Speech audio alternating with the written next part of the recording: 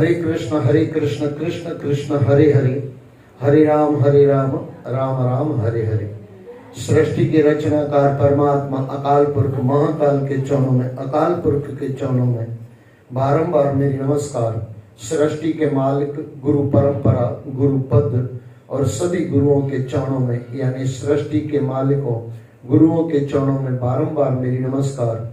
सभी के माता पिता, आप सभी के माता पिता और सभी के माता पिता के चरणों में बारंबार मेरी नमस्कार, और आप सभी के चरणों में बारंबार मेरी नमस्कार। ईश्वर की और गुरुओं की परम असीम कृपा से हम सत्संग में जुड़ रहे हैं, श्रीमद् भागवत पुराण में जुड़ रहे हैं। आइए, जुड़ने से पहले गुरुओं के चरणों में प्रार्थना करें, हम जीवन में सफल हैं, जीवन को सफल करें।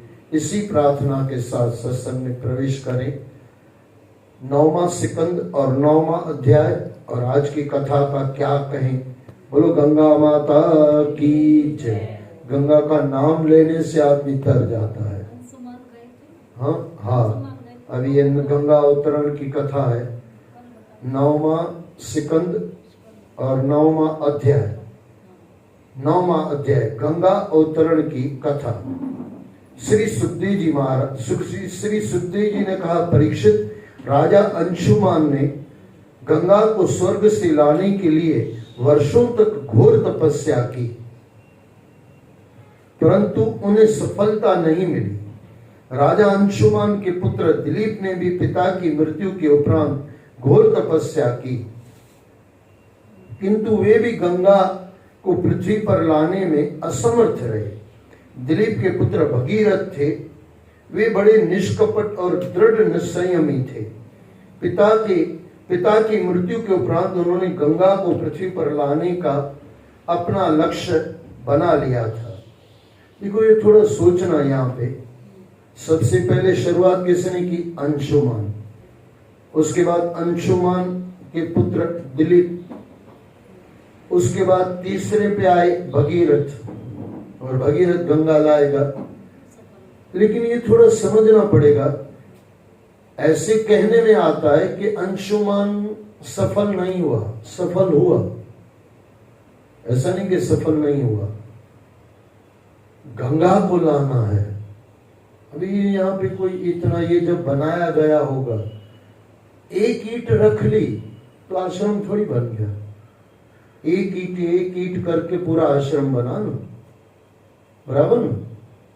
अभी ये सत्संग होता है तो सत्संग में एक शब्द से सत्संग थोड़ी पूरा हो जाता है। कितने अक्षर आ जाते हैं उसके अंदर। जीवन के 70 बरस, 80 बरस, उसके अंदर 1 बरस, उसके अंदर 12 महीने, उसके अंदर 7 दिन, या उससे पहले 2 पक्ष, उसके अंदर फिर 7 दिन, अच्छा उसके अंदर 1 दिन, उसके अंदर 24 घंटे। कितना समझो, एक एक सेकंड बन के जाके जीवन बनता है ना। एक एक सांस से जीवन बना हुआ है ना। तो अंशुमान ने कुछ नहीं किया, ऐसा नहीं। अंशुमान ने नींव रख दी। उसके बाद जो आए दिलीप, उन्होंने थोड़ा ऊपर उठाया, और फिर अंशुमान ने, ये हमारे भगीरथ ने आके उस कार्य को पूरा किया। थोड़ा समझना पड़ेगा। आप कोई भी कार्य करते हो, समझो मैं घर से आया तो तुरंत थोड़ी मुझे सिटी लाइट दिखेगा या आश्रम दिखेगा, कहीं से नहीं दिखेगा। जब तक मैं यहाँ आके नहीं पहुंचूंगा तब तक मुझे ऐसे लगता है कि मैं नहीं पहुंच सकता, मैं नहीं पहुंच सकता। पहला कदम जो उठाया गया ना, उसको भी कभी भूलना नहीं चाहिए। अच्छा, अंशुमान ने कुछ नहीं किया होता, दिलीप ने कुछ नहीं किया होता, तो भगीरथ ने भी कुछ नहीं कर पाता। यानी मेरे कहने का मतलब क्या है, आपके परिवार में, बीच में मैं कहता हूं, थोड़ा किसी को बुरा लगे तो माफी मैं पहले मांग लूं। GOOD, परमात्मा के गुण, गुरुओं के गुण, अपने बड़ों के गुण, माँ बाप के गुण, मैनर्स गुण, परमात्मा के गुरुओं के गुण ले लेना। GOOD, गुण ले लेना। कभी न कभी आपके परिवार में GOD भगवान अवतरित होके आएंगे, गारंटी से आएंगे, क्योंकि आपके पास GOOD गुण है। लेकिन आपने वो नींव नहीं रखी, तो मुझे यहां पे माफ करना, फिर अगले जन्म DOG उसके लिए तैयार रहना।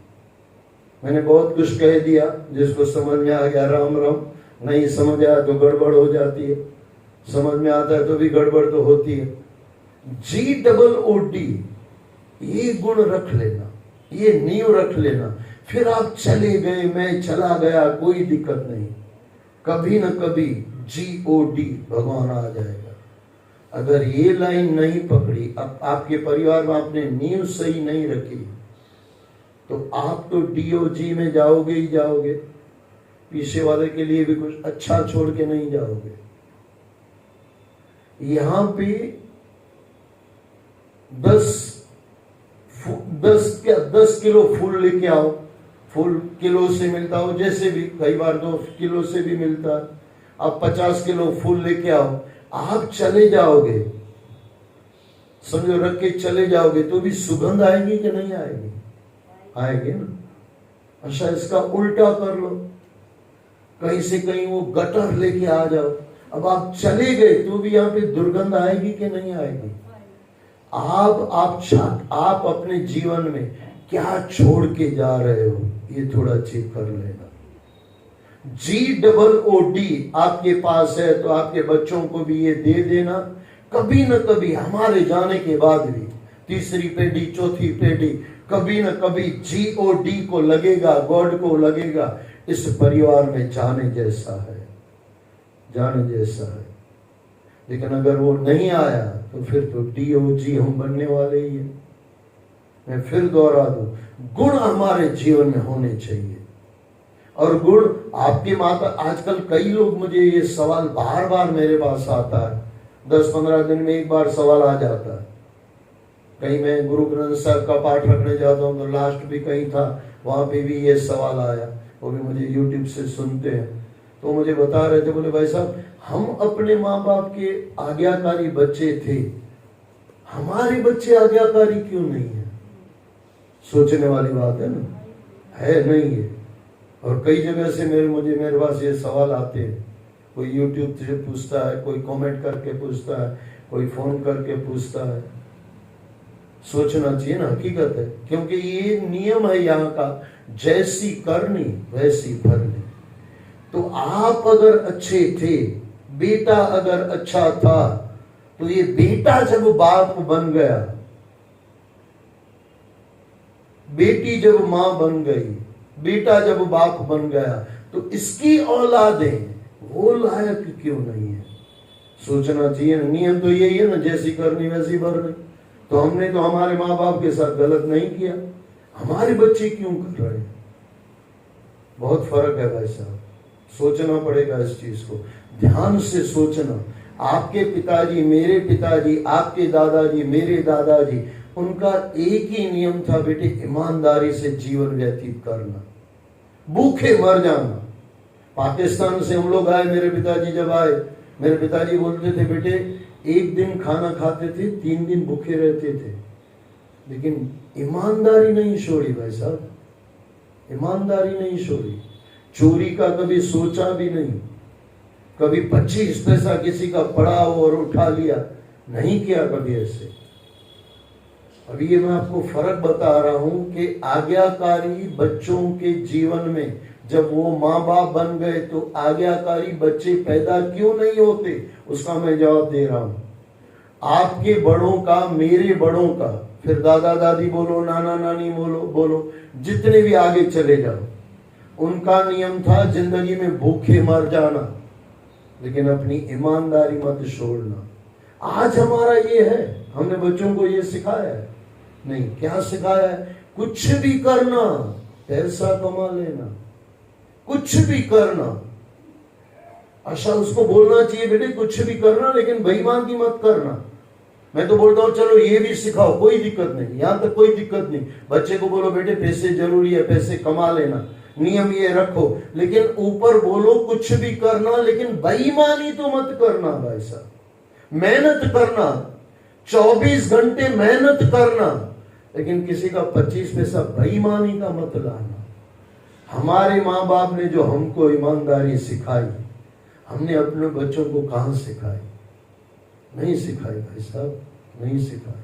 इतना सिखा दिया। अच्छा, सबसे पहले यानी बड़े जो हमारे थे, ईमानदारी जीवन भर रहते थे। कुछ भी हो जाए, मैंने बताया ना, मेरे पिताजी बोलते थे बेटे 3 दिन तक खाना नहीं होता था, लेकिन बेईमानी कभी सोची नहीं जीवन में, क्योंकि माँ बाप ने दिखाई नहीं, रास्ता दिखाया नहीं। माँ बाप ने दिखाया नहीं, ईमानदारी पे रहे, भूखे रहे, लेकिन सुदामे की तरह भक्ति करके गए। ये सोचना पड़ेगा। आज हमने बच्चों को सिखा दिया। अच्छा, ये समझना, उस समय ईमानदारी सिखाई, लोग ईमानदारी से रहे, शांति से रहे, आनंद करके गए। दुख थे, दुखी नहीं थे, सुख नहीं थे, सुखी थे। आज हमारे पास क्या है? उस समय ईमानदारी को टारगेट रखा गया था, आपकी भाषा में बोलूं तो गोल रखा गया था। कुछ भी हो जाए ईमानदारी छोड़ना नहीं है। आज हमारा क्या है? कुछ भी हो जाए पैसा कमाना है। तो पैसा तो हमने कमा लिया, पैसा आ गया, लेकिन पैसे जो बेईमानी से आ गए, बड़ों को धोखाधड़ी करके आ गए, अशांति भी साथ में लेके आए। हम सुखों में भी दुखी है, और हमारे दादा परदादा दुखों में भी सुखी थे, क्योंकि ईमानदारी थी भाई साहब। पैसा भले नहीं था, ईमानदारी थी। व्रत रखा रहता, 3 दिन का खाना नहीं होता तो भी भक्ति निकलती थी, मजे से प्रेम से भक्ति होती थी। और आज पैसा कमा लिया, क्योंकि टारगेट पैसा है। उस जमाने में टारगेट ईमानदारी थी, तो ईमानदारी पल पल में थी, हर इंसान में थी, करीब करीब। होगा कोई रावण, ऐसा नहीं कि नहीं होगा, उस जमाने में भी रावण थे, लेकिन वो कोई गाना गाता भी है शायद, बोले पहले तो एक रावण था, तो घर घर में रावण बन गए ना, घर में बन गए ना भाई। फिर मैं दोहरा दूं, अपने बच्चों को, आपके माँ बाप तो पद समझो पास हो गए आपको गुण देके, आप बच्चे भले अच्छे थे, माँ बाप अच्छे हो क्या भाई? क्योंकि ज्यादातर माँ बाप ही बैठे हो, बच्चा तो जहां पे कोई है ही नहीं, सब माँ बाप बने हुए हैं। हम अच्छे माँ बाप बने क्या? अच्छे बेटे थे, क्योंकि हमारे माँ बाप ने ईमानदारी सिखाई। आपने अगर माँ बाप बन के अपने बच्चों के ईमानदारी सिखाई होती ना, तो इतना दुख नहीं होता, वैसे इतना दुख नहीं होता। मैं कई बार कहता हूं, अपने बच्चों को है ना संस्कार देना। आपके माँ बाप ने जो आपको संस्कार दिए ना, आपके माँ बाप ने समझो 4 संस्कार थे, 2 अपने संस्कार यानी गुण कह रहा हूं, उस अर्थ में मैं कह रहा हूं। 4 गुण उनके थे, 2 अपने बढ़ा देना, 6 करके अपने बच्चों को दे देना। उनको संस्कार दिए होंगे ना, वो कार लेगा ना, आश्रम में छोड़ के आएगा। भाई इंदर भाई साहब का सत्संग है, सुन लो, भले खुद नहीं आएगा कोई दिक्कत नहीं, जब उसका समय आएगा तो वो भी सुनेगा। संस्कार दिया होगा तो कार में बिठा के लेके आएगा, आश्रम में छोड़ के जाएगा।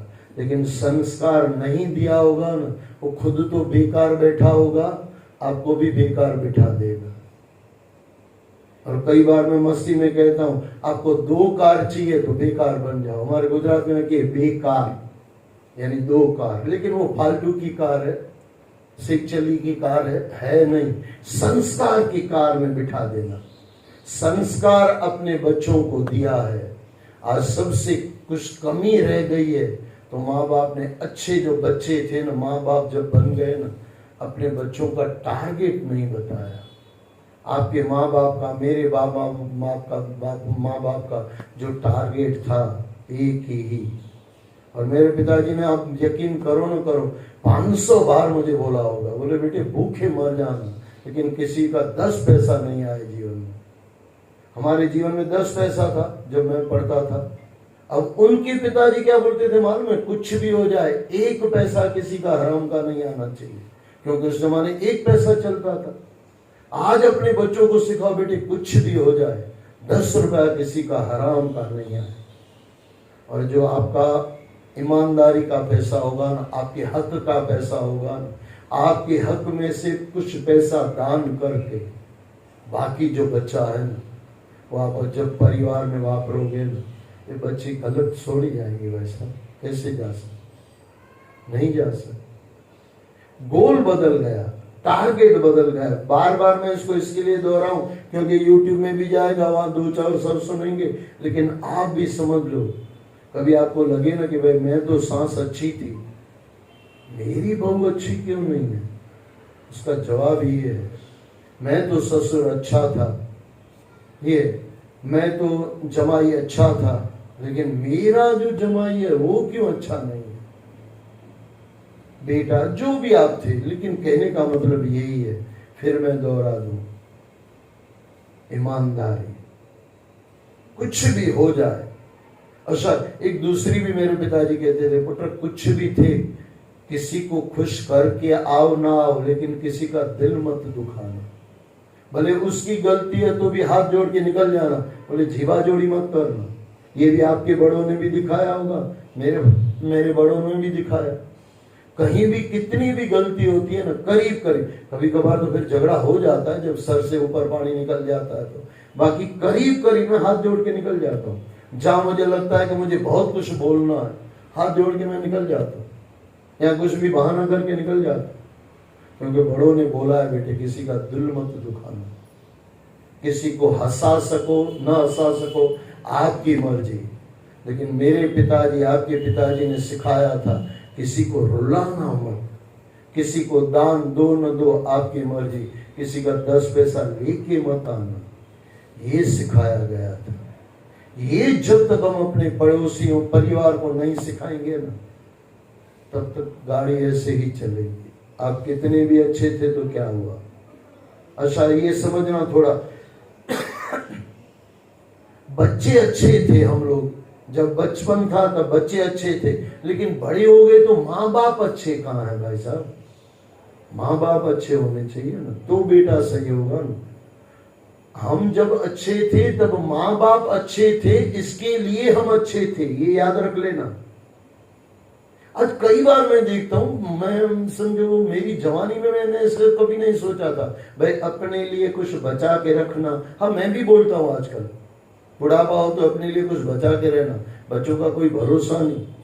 लेकिन हमारे जमाने में कभी ऐसा नहीं सुना था। मैं 30-40 बरस पहले की बात कर रहा हूँ, जवानी से मैं सत्संग करता हूँ, 13 बरस से गुरु गद्दी पे बैठा हूँ। उस जमाने में हम ऐसे नहीं बोलते थे भाई कुछ अपने लिए रखना, नहीं, चिंता ही नहीं होती थी। चाह गई चिंता मिटी, मनवा बेपरवाह, जिसको कुछ न चाहिए शाहों के शाह। लेकिन कहीं ना कहीं हमारा टारगेट पैसे में है ना, पैसा नहीं होगा तो क्या होगा? अरे भगवान को पता नहीं हमारे पास पैसा नहीं है। आज पता नहीं कुछ बहुत कुछ याद आ रहा है, इसको देखते हैं, शब्द भी ये पाठ भी बड़ा है, इसको इतना ही पूरा करके थोड़ा ले लेंगे, कल पूरा करेंगे, कोई दिक्कत नहीं। लेकिन एक कहानी सुन लो, बनी घटना है और मेरे जीवन को इतना समझो टच करके गई। मेरा परमात्मा में विश्वास बचपन से है, लेकिन परिपक्व विश्वास अभी ये थोड़े दिन पहले की बात है, मैं आपको बता रहा हूँ। 1 बरस भी नहीं हुआ है उस बात को। आप विश्वास करो न करो आपकी मर्जी, विश्वास करने जैसा आपको लगेगा नहीं जो मैं आप कहानी बता रहा हूँ। बनी घटना है, कहानी नहीं है।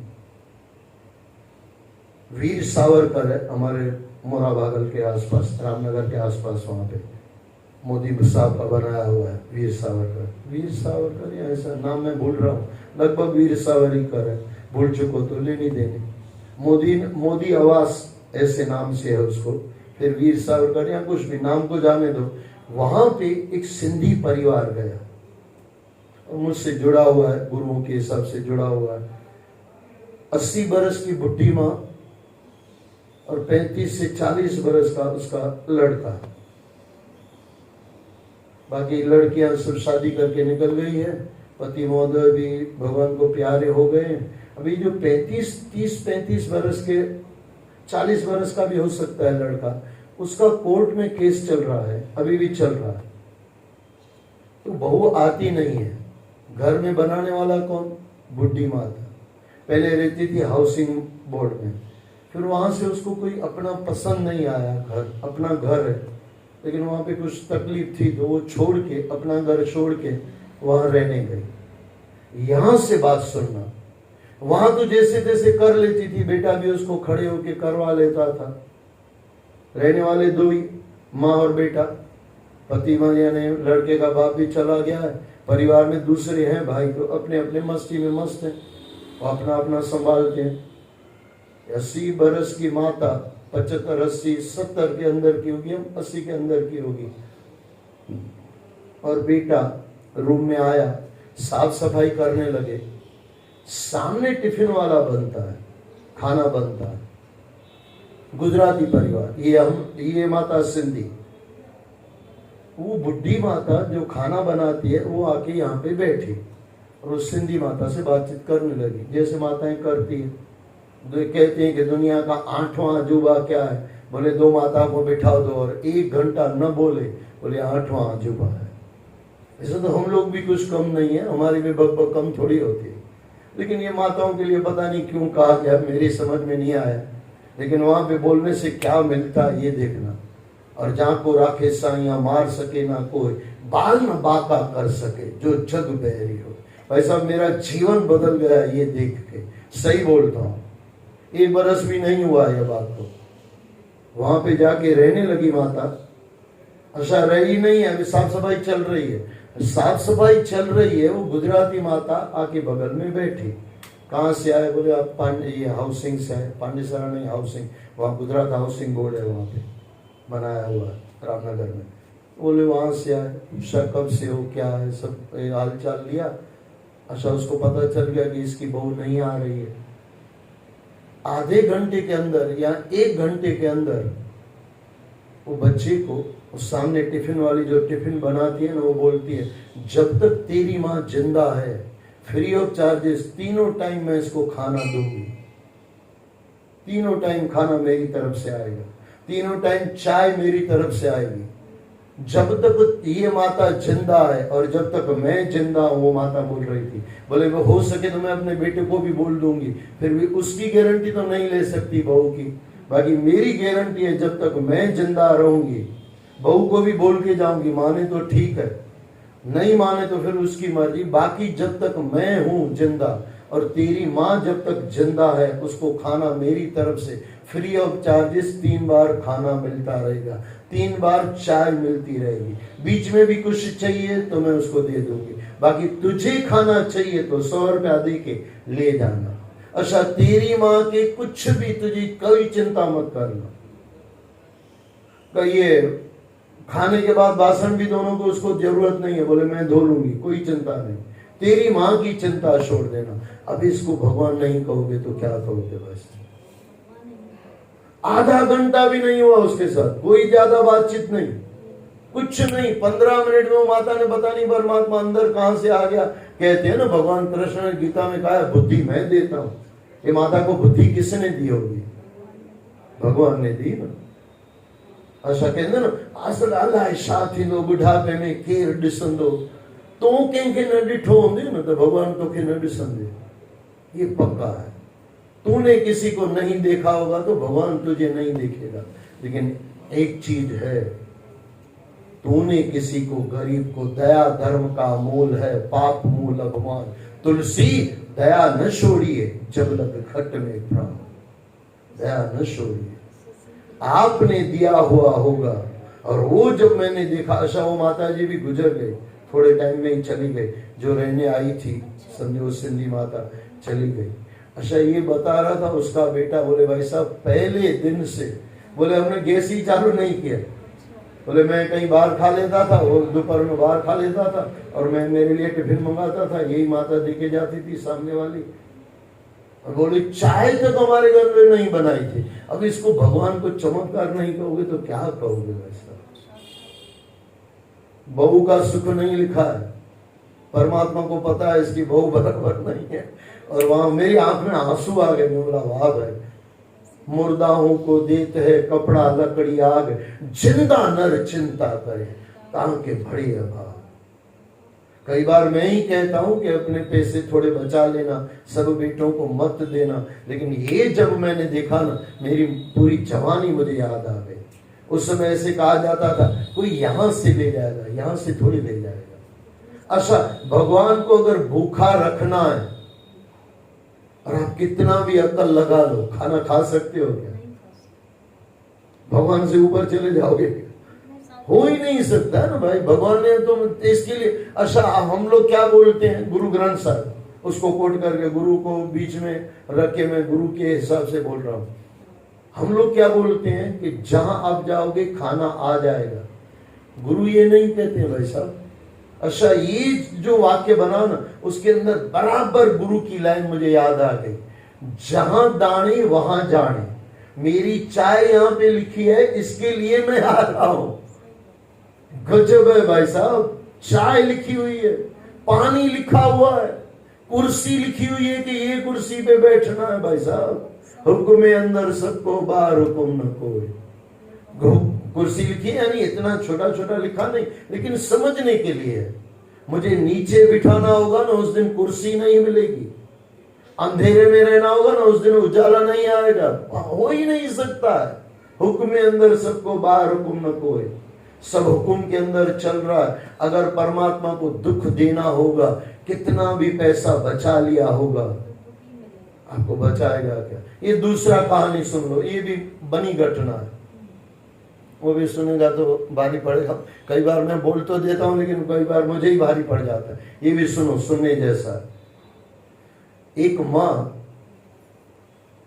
मैं वो जो संबंध है वो छोड़ रहा हूं, क्योंकि वो सीधा उनको नहीं लगे ना मुझे बोल रहा है, वो सुनते हैं तो फिर फोन आता है। एक माँ बहुत सारा पैसा छोड़ के, लगभग बहुत सारा तो आज के हिसाब से नहीं, लगभग 25-30 लाख छोड़ के मर गई। अच्छा, मरी नहीं, आईसीयू रूम में पहुंची। आईसीयू रूम में पहुंची तो एक भाई बोलता है दूसरे को, बोले भाई तुझे पैसे दे दिए हैं सब, और तुझे बोला था कि जब तक मैं जिंदा रहूं, माँ ने अपने बेटे को ब्याज पे पैसे दे दिए। बोले जब तक जिंदा हूं तब तक मुझे ब्याज देना, मर गया तो तेरा पैसा तुझे आ गया। अच्छी माँ होगी ना भाई साहब। मुझे कोई बता रहा था माँ गलत नहीं है। मैं बोला बेटा कितना गलत होगा तो भी माँ दे रही है, वो सोचे ना भाई साहब। और किसी को नहीं दे रही है, अपने बेटे को दे रही है ना, और ये शर्त रख रही है जब तक जिंदा हो तब तक ब्याज देना। उसके बाद ऐसा नहीं बोला कि इंदर भाई साहब देके जाना या प्रेम प्रकाश आश्रम में देके जाना, कहीं नहीं बोला। बोले जब तक जिंदा है तब तक ब्याज देना, और मरने के बाद छोड़ देना। हाँ वो होता है। हाँ, वहां नहीं देगा तो वो भगवान देगा। ये बात है ना। यही तो मैं इसके लिए तो वीर सावरकर को बीच में रखा, वो मोदी आवास का मैंने बीच में रखा। कोई नहीं था, जिसका कोई नहीं उसका तो खुदा है यार। लेकिन एक चीज इसमें किंतु परंतु आ जाती है, ये पैसा हमारा ईमानदारी का होना चाहिए। मैंने किसी भाई साहब को लेके अपने बेटे को दे दिया ब्याज पे, वो भगवान को पता है भाई साहब, फिर वो ब्याज भी नहीं आएगा, डंडे पड़ेंगे वो अलग से। अच्छा, वो फिर वो वीर सावर को ऐसा माई नहीं आएगी कि 3 बार खाना खिलाऊंगी। ये तो सच तभी नच, सच्चाई होगी तो परमात्मा बीच में आप आएगा। सच्चाई नहीं होगी तो कहां से आएगा? बराबर ना, सच्चाई होगी ना। सच्चाई, ये पूरा सच्ची जग पे सच्ची चलता है ना। आप बोलते हो हुक्म से चलता है, मैं बोलता हूँ सच से चलता है। हुक्म में अंदर सबको बाहर हुक्म न कोई। आद सच जुगाद सच है भी सच, नानक होसी भी सच। तो ये समझना, वो 25 लाख रुपया दिया हुआ था। अब एक भाई दूसरे को कहता है, बोले भाई वो लोग बोलते हैं 5-7 लाख रुपया खर्चा आएगा, ऑपरेशन करना पड़ेगा। बोले मैं तो नहीं दूंगा। और दूसरा भाई बोलता है भाई उसी का है पैसा, मेरी माँ तेरी माँ मेरी माँ का है, और मुझे नहीं दिया था, तुझे दिया था, तेरे पे विश्वास रखा था। बोले मैं नहीं दूंगा। आप यकीन न करो, दोनों भाइयों का झगड़ा हुआ और दोनों के बीच में मैं हूं, गुरु तुल्य समझ के गुरुओं ने बीच में मुझे रखा हुआ। मुझे बुलाया गया, बोले भाई कुछ आप फैसला करो। मैंने उसको बोला भाई क्यों नहीं देगा? बोले डॉक्टर ने जवाब 50-50 बोला है, बोले मर भी सकती है। बोला इसमें क्या हुआ, उसका पैसा दिया हुआ है ना। बोले मैं ऐसे ही खड्डा डाल दूं पैसा, खड्डे में डाल दूं। अब इसको माँ को बचाने के लिए खड्डा बोल रहा, खड्डा लग रहा। उसका माँ का जमा किया हुआ पैसा। मैं ये आपको कहना चाहता हूं, भगवान अगर आईसीयू रूम से नहीं उठाना चाहता है, कैसे उठोगे? 1 करोड़ जमा करके रख जाओ, पीछे वाले लगाए तो सही है इसके 1 करोड़ रुपए। समझ रहे हो मैं क्या कहना चाहता हूं? एक को कुछ नहीं था, भगवान ने आपके सब कुछ दे दिया। एक को बनाया हुआ था, अपना पैसा, उसको काम नहीं आया। हो सकता है 5 लाख 7 लाख रुपए खर्चा करने के बाद ये माता जिंदा रह सकती थी, लेकिन दूसरे भाई ने नहीं माना, नहीं दिया तो नहीं दिया। अच्छा, फिर मैंने दूसरे वाले को बोला, मैं बोला भाई तेरा क्या विचार है? बोले भाई साहब मेरे पास 4-5 लाख है, मम्मी ने मुझे तो नहीं दिया। मैं बोला बेटे लगा दे, कोई दिक्कत नहीं। उसने तो अपना पूरा लगा दिया, अपनी तरफ से कर दिया, लेकिन गुरुओं को या परमात्मा को मंजूर अलग था। माता तो गुजर गई, लेकिन यहां मैंने एक नियम समझा, आपके बनाए हुए पैसे जरूरी नहीं है आपके ऊपर जाएं। पीछे वाले माने या भगवान माने, तो आईसीयू में ऐसा आप तो समझो हम तो मरे पड़े हैं, लाश आधी लाश है। अब ये उठेगा कैसे? भाई मेरा पैसा मुखी दे किए चोनो भाई साहब, कैसे बोलेगा? आपका 2 करोड़ पड़ा हुआ है बैंक में, आपका बच्चा देगा तो न, अच्छा भगवान भी बुद्धि देगा तो न भाई साहब। इस अर्थ में, और उसका मतलब ये मत लेना कि पैसा जमा अपने लिए मत रखो। मैं भी रखता हूं भाई, मैं भी रखता हूं, पता नहीं कब कौन सा समय आ जाए। लेकिन एक बात पक्का कर लो, भगवान को बचाना होगा तो तुम्हारे पैसे से भी बचाएगा, नहीं बचाना होगा तो नहीं बचाएगा।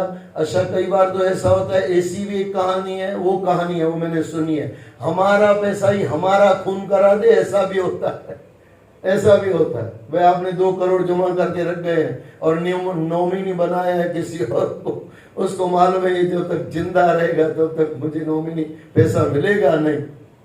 उड़ा भी सकता है भाई साहब, हाँ कुछ भी हो सकता है। कहने का मतलब क्या है, ज्यादा चिंता करने का कोई मतलब नहीं है। तू तो भाई राम भज ले, अवसर से अवसर में जवा नहीं ले। जिंदगी है बहुत छोटी सी जिंदगी है, उसमें एक काम कर लो, परमात्मा का नाम स्मरण कर लो, किसी का हराम का पैसा न ले, किसी का दिल न दुखाएं, अपना जो है पैसा वही ले, और किसी को दिल तो कभी न दुखाओ भाई साहब। ये अगर जीवन में आ जाए ना, छोटे छोटे नियम है और ये जीवन को आनंद दे सकते हैं। लेकिन फिर मैं दोहरा दूं, इसका कहीं मैं मतलब ये नहीं निकाल रहा हूं कि पैसा जमा मत करो। मैंने भी रखा है, कभी ना कभी काम आएगा, लेकिन आएगा नहीं आएगा वो तो बाबा जी को मालूम और परमात्मा को मालूम। हो सकता है वही 5 लाख में से मेरा भतीजा या कोई आके 2 लाख में मेरा ही खून करा ले, बाकी का तो उसको मिल जाएगा। और ऐसा नहीं भी हो, इतना बुरा भी हम क्यों सोचें?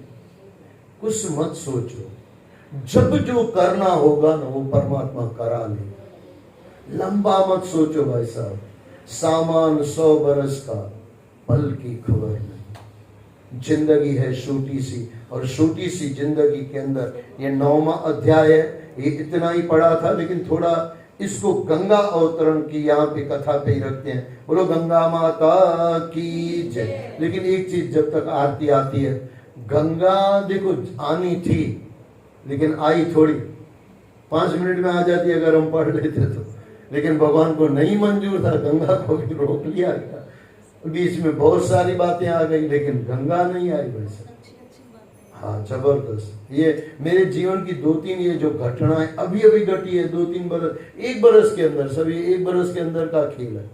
अच्छा, इससे पहले भाई ये समझो 1-1.5 बरस पहले मैं बीमार भी पड़ा, वो भी 1 बरस के अंदर ही हुआ होगा। ये भी गजब है। मैं सबको कहता था मुझे कुछ नहीं है, मुझे कुछ नहीं है। भगवान को भी लगा होगा, बहुत अभिमानी हो गया, सुला दिया हॉस्पिटल में। हाँ सही में, और 70-80 हजार खर्चा करके आया। फिर अभी कोई बोलता है कैसे, उन्होंने बोला अभी अच्छा हूँ, बीच में बीमार था। तो कोई भरोसा नहीं, कभी किसी का अभिमान किसी का मत करो, और दया करते रहो, जीवों पे दया, परमात्मा के नाम का कुछ देते रहो और परमात्मा का नाम स्मरण करते रहो। जीवन को सफल बनाओ, जीवन में सफल है, जीवन को सफल बनाओ। सतनाम साखी, सतनाम साखी, सतनाम साखी। गंगा अवतरण कल होगी, बोलो सतगुरुदेव भगवान की। उसमें भी गारंटी नहीं है, होगी तो होगी, नहीं तो फिर परसों की होगी, कोई भरोसा नहीं। ऐसा परसों कल हम ही गंगा में चले जाए तो भाई, हाँ, 4 उठाने लेने वाले आ जाए तो चलो भाई, गंगा मैया ने बुलाया, हाँ हो सकता है। बोलो सतगुरुदेव भगवान की जय, आदि के आनंद की जय।